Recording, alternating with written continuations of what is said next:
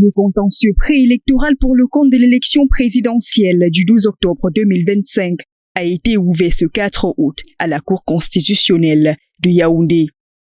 Des procès qui marquent une étape décisive pour ces personnes dont les candidatures avaient été rejetées le 26 juillet dernier pour quelque raison que ce soit.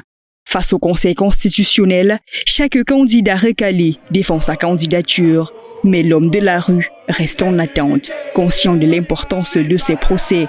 Ce contentieux est crucial pour l'avenir de notre pays parce que les hommes potentiels est un enjeu très majeur.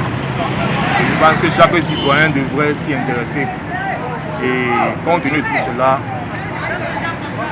j'exhorte le Conseil, tous les membres du Conseil constitutionnel d'être vraiment de dire le droit.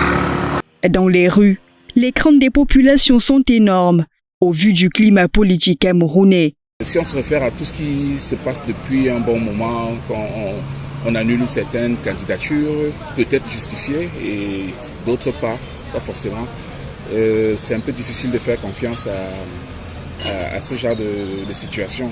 On ne sait pas si les choses se passent dans les règles. C'est notre souhait en fait, que les choses se passent dans les règles et que tout ce que les Camerounais désirent soit réalisé, c'est-à-dire le changement, parce qu'on aspire à quelque chose de meilleur. Parmi ces recours, celui de l'opposant Maurice Kamto retient l'attention. Pour cet homme, le verdict du Conseil constitutionnel pourrait influencer les élections. Sans le professeur Maurice Kamto, vraiment, moi je trouve que les élections au Cameroun ne seraient pas crédibles, parce que je ne trouve pas déjà absurde qu'on peut accepter d'autres candidats et rejeter d'autres candidats. Par contre, le RDPC avait pratiquement 2 candidats, pareil que le Manidem. Donc, si pour le Manidem a été rejeté et que pour le RDPC a été conservé, vraiment on ne sait plus réellement ce qu'on peut dire sur le pays. Ça devient compliqué.